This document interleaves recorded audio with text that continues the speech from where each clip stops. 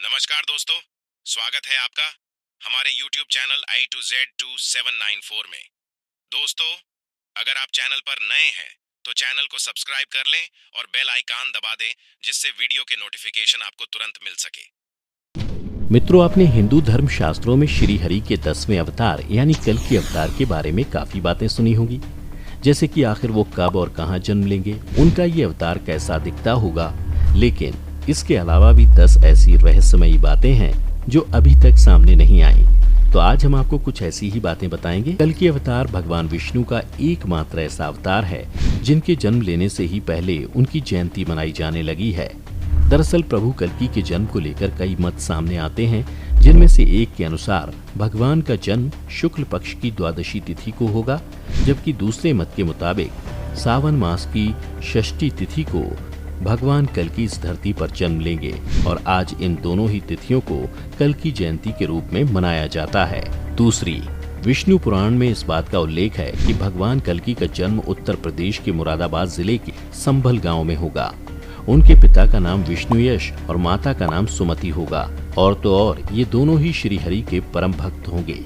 तीसरी, मान्यताओं के अनुसार भगवान विष्णु का ये अवतार 64 कलाओं में निपुण होगा।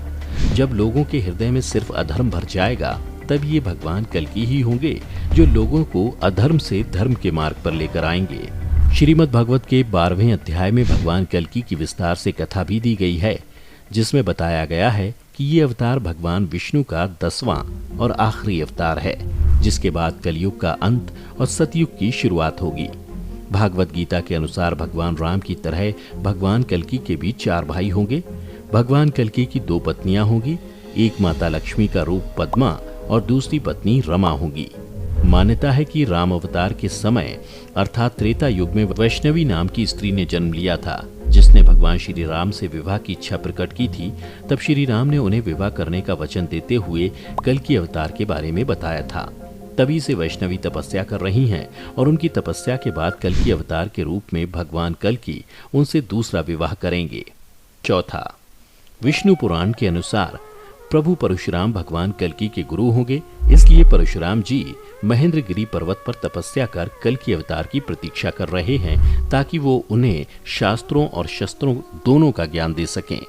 पांचवा, विष्णु पुराण में इस बात का उल्लेख भी मिलता है कि भगवान परशुराम की आज्ञा का पालन करते हुए ही भगवान कल्कि शंकर जी की तपस्या करेंगे, जिसके बाद उन्हें दिव्य शक्तियों की प्राप्ति होगी और फिर वो उसके माध्यम से अधर्मी लोगों का संहार करेंगे। छठा, मित्रों, कल्कि अवतार के बारे में यह भी कहा जाता है कि वो संसार के सभी राजाओं प्रधानों को पराजित करके उनका वध कर देंगे और वो सिर्फ धरती पर ही नहीं बल्कि समुद्र पर भी राज करेंगे।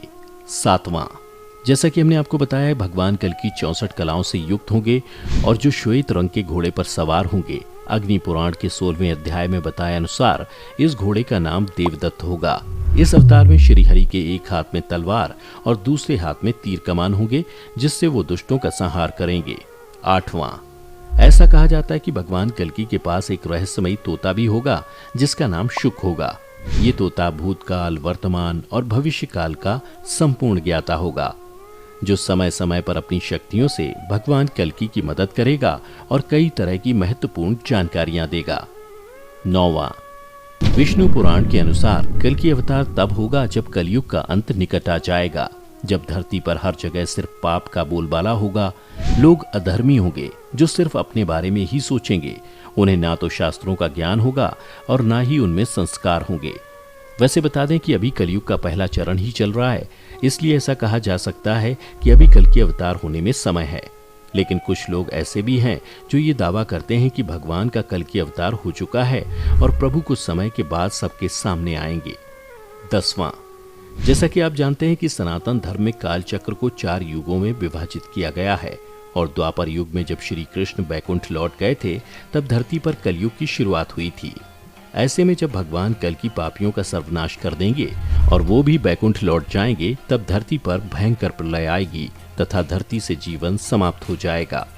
करीब 12 वर्षों तक लगातार वर्षा होगी, जिसके बाद पुनः जीवन की स्थापना होगी और फिर उस युग को सतयुग कहा जाएगा।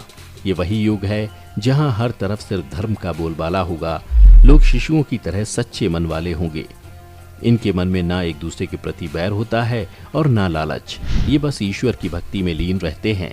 सबसे खास बात, ऐसा माना जाता है कि इस युग में मनुष्य की आयु 1 लाख तक और उनकी लंबाई 40 से 45 फीट तक होती है। तो मित्रों, आपने जाना कि भगवान कल्कि से जुड़े 10 रहस्यों के बारे में।